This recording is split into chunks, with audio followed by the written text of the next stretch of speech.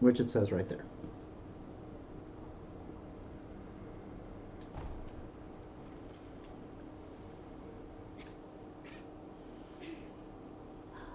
This dust is awful. I have returned. Oh, Wolf, you're back. Did you meet with Lord Ishin? I did. He said the mortal blade, it could be the key to severing immortality. The mortal blade. It's a sword that has the power to kill the undying. It can be found at Senpo Temple. I see. Yes, that seems promising.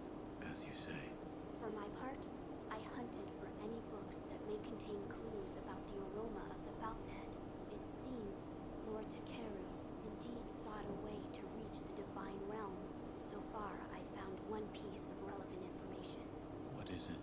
A flower. So we can show him the Sakura droplet that we got off Madame Butterfly, which will give us an extra resurrection. My lord, this is for you. Could this be? It's a Sakura droplet. That's...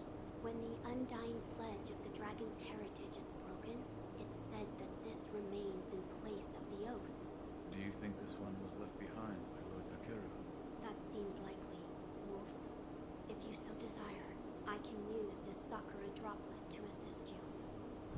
And we will take it. If you should be so kind, Of course. Close your eyes. my lord. Lord Takeru's dragon blood lives on with you. I humbly accept. Yes.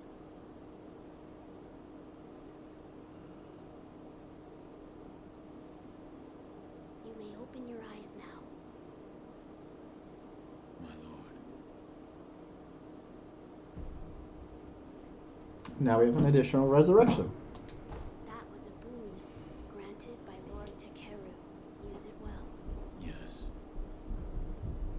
Then we can ask about the flower and the stone, which gives us indications on where to go. A flower. First, read this. What is... Lord Takeru left it behind. I was looking for information on the fountainhead aroma and how it relates to the divine realm. There is water that flows from the fountainhead through Ashina, and the book speaks of a white lotus flower that grows where the water pools deeply. It appears to be one component of the fountainhead aroma. A place where the fountainhead waters pool deeply. Perhaps in a deep valley? Yes, indeed. The sunken valley may be the place. The fountainhead waters should flow into there. Where is this sunken valley? It's beyond the woods to the rear of the castle. There's a shrine dedicated to the white serpent deep in the woods. As the name implies, the sunken valley is just below that place. There's no proper path down there, but a man of your talent could navigate it. And then about the stone. My lord, this is for you. This is a document written by one who sought the fountainhead aroma. I see. It says there's a fragrant stone in some sacred village, but I've never heard of such a village. It is beneath Ashina. Now that you mention it, about the well near the Moonview Tower, I've read it may have some connection with the bottomless hole. This may be worth investigating. I will take a look. Good. The text did say to throw oneself. I wonder what that could mean. A place to throw oneself. I've seen a place where that might be possible. You have? There is a great, seemingly bottomless hole in the abandoned dungeon outside Ashina Castle. An old woman there, she told me to throw myself in. But the place you throw yourself into, you believe it's connected to somewhere? Yes, I felt a faint wind blowing in from the direction of the Torii Gate. I think I will try jumping into it. It's worth a try. But do be careful. And there's where you can learn to do it. Wolf, I'm counting on you. My lord. So we'll rest real quick. And then talk to Emma again to get The dragon rot cure. I've been waiting for you. Any progress? Yes, I found some answers. The source of the dragon rot is the stagnation in your blood. What causes the stagnation? The blood has only a limited amount of power available to it. Let's say you've used all of this power, and then you attempt to resurrect again. The resurrection still occurs, but it must draw on power from another source. From those that have the dragon rot? I believe so. For those who have the dragon rot, the natural life force that everyone has, that allows them to live their lives and function as human beings, has been taken from them. Their blood has stagnated. Can it be cured? Yes, by giving back what has been taken. Here you are. And then the recovery charm, which allows us to cure dragon rot at the sculptor's idols.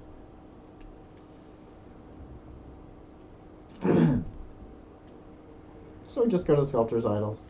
Dragon rot restoration is added. Then we can use it. And dragon rot is healed. Dragon rot primarily just prevents us from continuing quest lines.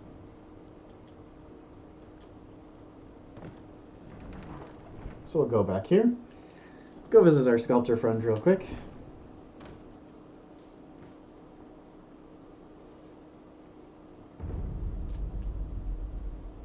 See if he has any new conversations we can eavesdrop on. Which he doesn't. No surprise. Normally you're only eavesdropping when there's somebody around. A few people do mutter to themselves. Oh, you're the divine heir. You saved him. That has nothing to do with me. It does. You have my thanks. The shadow in your eyes. It's become a shade lighter. What? No matter. So, you need something? And I can share a drink with him. I don't believe... Yeah, I didn't get in one of the new ones. And I don't have the ability to upgrade anything. Another time, then. I'll lend you shelter anytime. So the first thing we do is go back to Senpo Temple.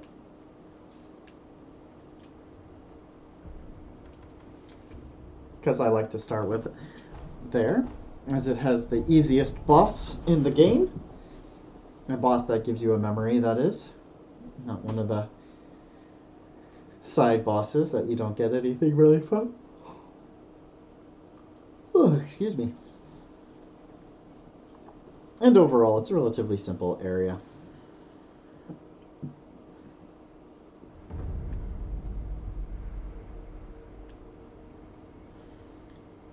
So we come over here. Our friend down there, we still can't help. So we won't really go talk to him. But we will drop off the edge. And then once again, now we're in another combat area. We see our enemies. We know we can sneak around most of them, so we're going to go ahead. And watch as that guy just, watches me stab his friend relatively right in front of him without doing anything.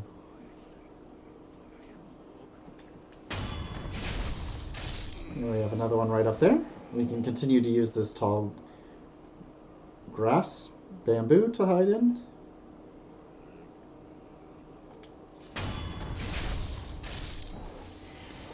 And then this area in front of us, we have a group of monks right down there. We'll start moving forward once you get close. And they begin your patrol. If you ignore them and you just trace straight after the monks in front of you, you end up having monks behind you and monks in front of you, which is obviously less than ideal. So we wait for this patrol to move forward, and then we can pick off a couple of them. We want to go after the fist guys first.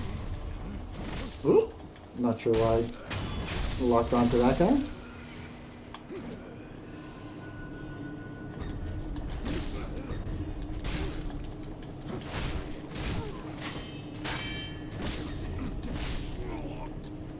That's a Makiri counter that I'm just messing up.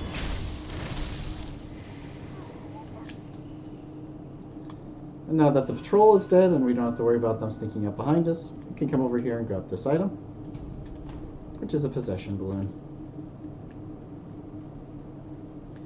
Now we want to work on taking out some of these other monks, but obviously now there's a group of 5. That is less than ideal. So we don't want to take that whole group on. So what do? We have a few choices now.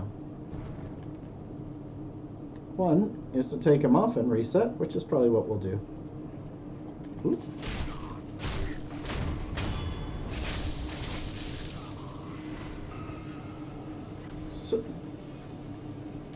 So we'll run back. See, there's an item up there. We want to go up there.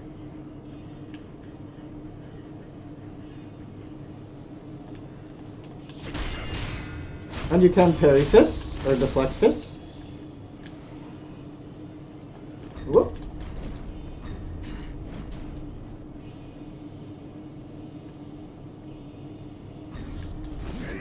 Was the sweep attack? Whoop. Whoop. And this is the reason why you don't want to fight multiple of them at a time. As you can see, they very quickly depleted my health bar in just one combo with 2 of them. But by themselves, they are relatively simple to take down. Anytime the enemy goes up in the air, you can just punish them. And that's a thrust attack, relatively simple to Makiri counter when you're ready for it. I wasn't ready for it in the group attacks earlier, but now that those 3 guys are done, can go ahead and approach the main group again. So now there's only one guy left doing a patrol, I believe. Yep. Looks like he's by himself. He doesn't really care about his dead guys. He didn't see it happen. Those 2 guys aren't ranged, so they don't see you from far away. So now you can grab these items relatively unopposed. Just grab all these items right out front in front. They have a pretty narrow line of sight, so you can walk around. Grab this item from behind them. Staff guys are more dangerous than fist guys. So we'll go ahead and do a death blow on that guy. That guy doesn't see for some reason, so we get a free death blow on him too. Very quickly, 2 free death blows.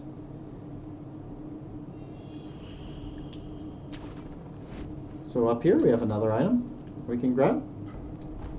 And then right here is an annoying part. When we come down here, spectral nightjar ninjas appear, and I just want to ignore them. I'm just going to grab all of this loot and walk away.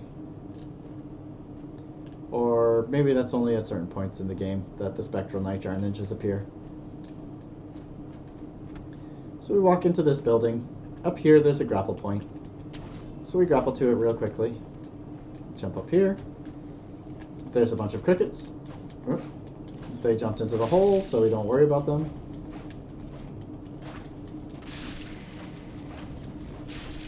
And just swing around. And then grab the sugar. Even more crickets. Crickets all over this hallway. More crickets. Even more crickets.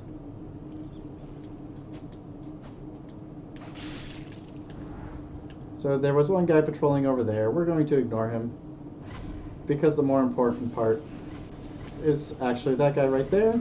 We grab this gourd seed, run past him, grab this item here, grab this item here, and then just ignore this room, because we don't want to fight that. Now this next area, kind of similar. There's not a lot to be gained by fighting, so we can take a path of avoidance for the most part. There's a few decent items, but nothing that's going to impede your progression, especially if you're following along and kind of taking advantage of all the things that aren't necessarily skill related. Over here we have guys that we definitely don't want to fight, but we do want this item. Whoop. I'm gonna jump, run away from that fight. Those guys are very tough. Take a long time to kill, and there's a bunch of other enemies in there. That will make you have a bad day. And there's a sculptor's idol right here that you don't want to miss. You don't want to die right before you get here.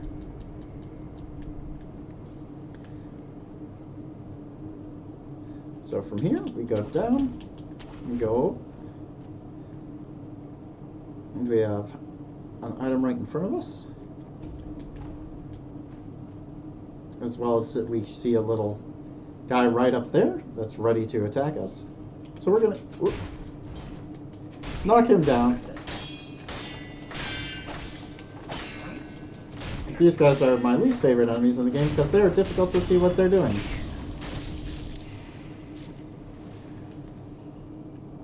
We're gonna go over here.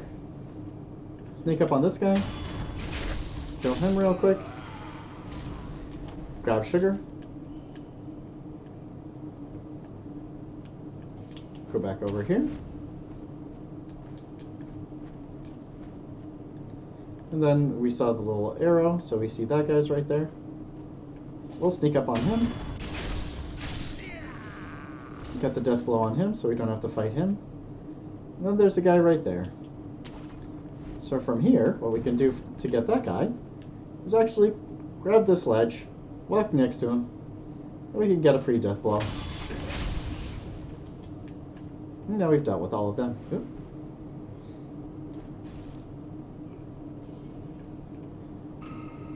So, down here, over here, where is that? You can see the grapple point right there. It's going to launch you. So we jump down there, grab that, and then we're going to grab this ledge. Okay, we'll try that again.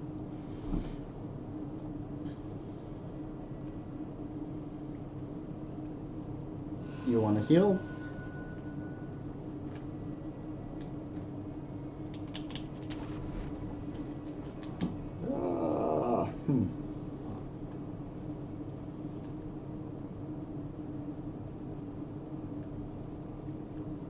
Maybe we drop down to there. Don't remember. Oops. That I did remember. That I just completely messed up. Alright.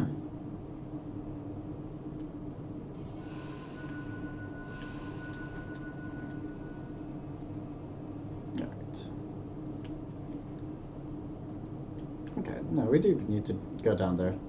It was the right way. I'm just having an issue grappling this morning. So from here, we have another mini-boss right in front of us through there. But we can come up here, and we can find the red and white pinwheel. That was being looked for earlier, but that's not the right one.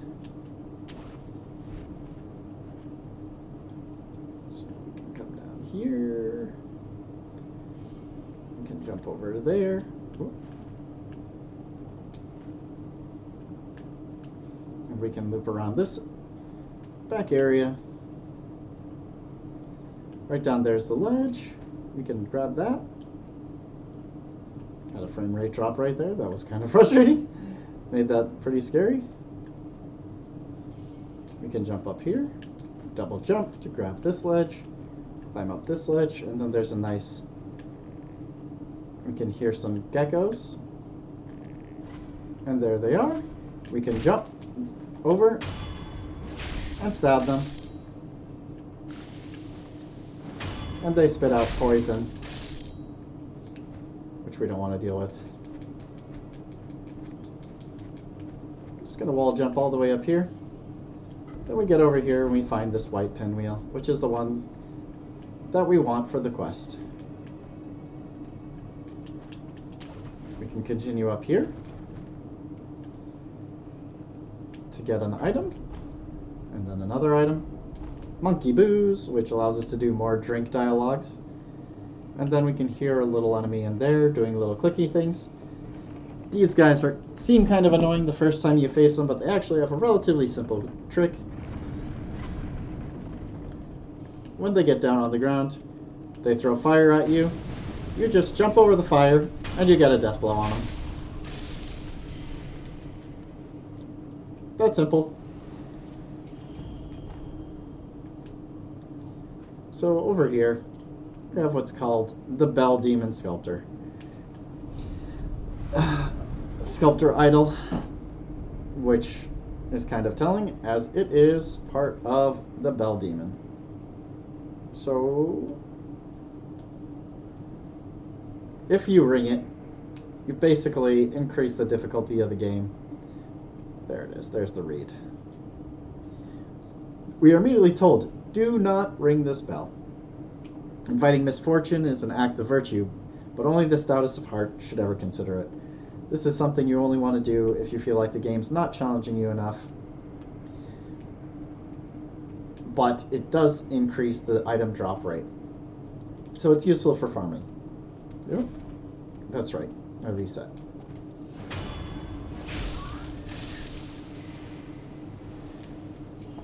So I am actually going to travel back to the other one.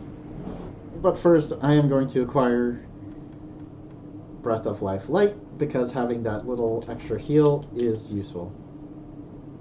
Okay, good. Now I travel to Shugendo.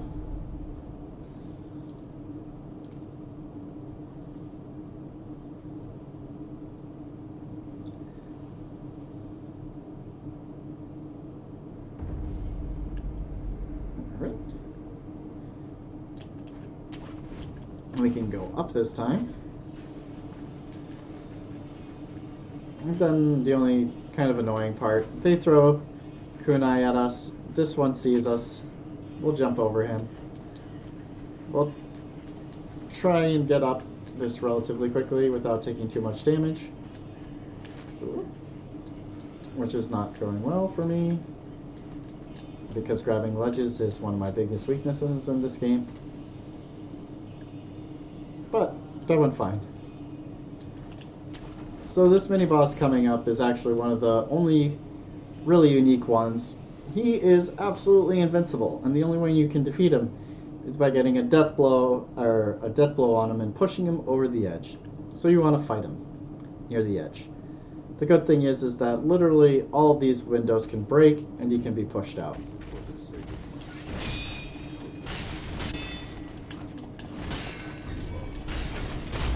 Can Makiri counter him?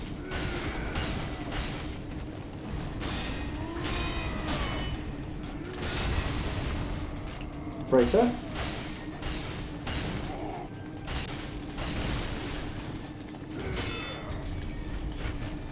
Oop.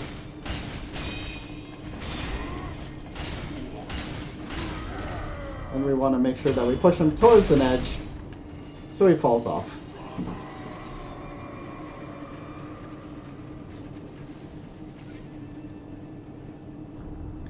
And then once he hits the ground, we hear the thud, we get his experience, and we get his prayer bead.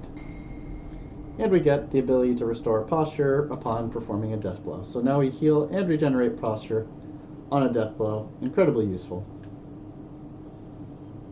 And that's not all. We also get the neck sculpture.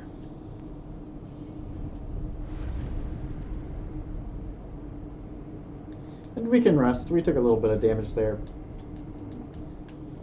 So if you follow this path, you end up running into a bunch of dogs, so we'll just avoid that. And kind of the natural path just takes you away from them anyway. In the water, we see a treasure carp. We'll test something. Okay. Shurikens do not really work on treasure carp. Yep. So that was a failure. But I needed to science it, because I had never done it before. Once again, you can clear this area. Just kind of seeing where enemies are.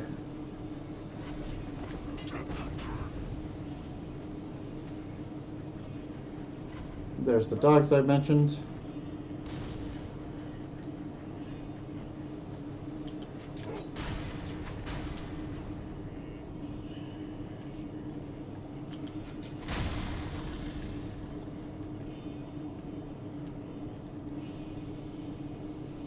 Oh, there's a dog chasing me, going around in circles. You can tell because you can deflect dogs too. Whoop.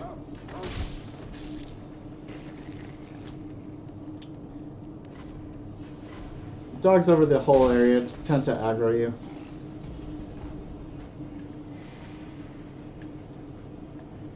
For some reason, these guys decided to come all the way over here. I'm gonna go up to the guy in the back. He's ranged and throws bombs.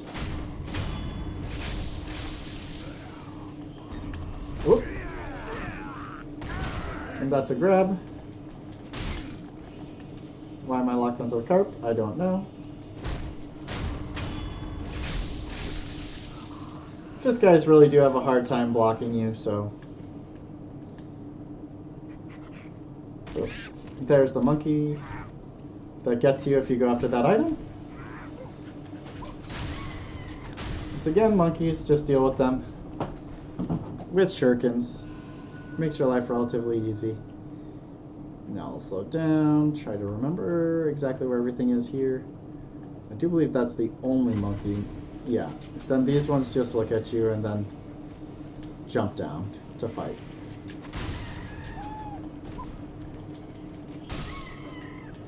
Monkeys aren't too bad to deal with. They come in swarms and they're fast, but they die in one shuriken hit on the first playthrough.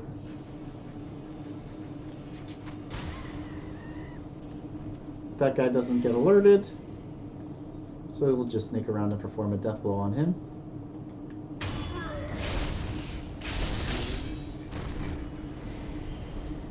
And then we can grab all these items down here relatively freely.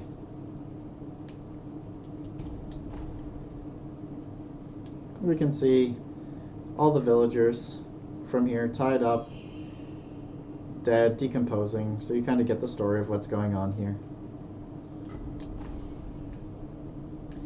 Like, there's an item that I ran by. There's a guy with a shield over there by it.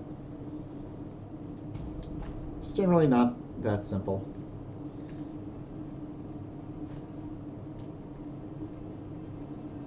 Monkeys also have the ability to drop persimmons, which are important for a certain quest.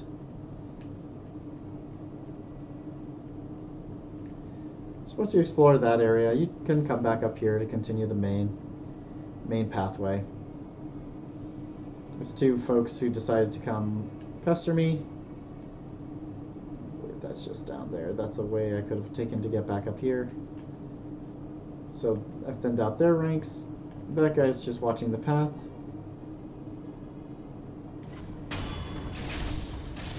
And then I'll go down to deal with the one remaining. Whoop. That was interesting.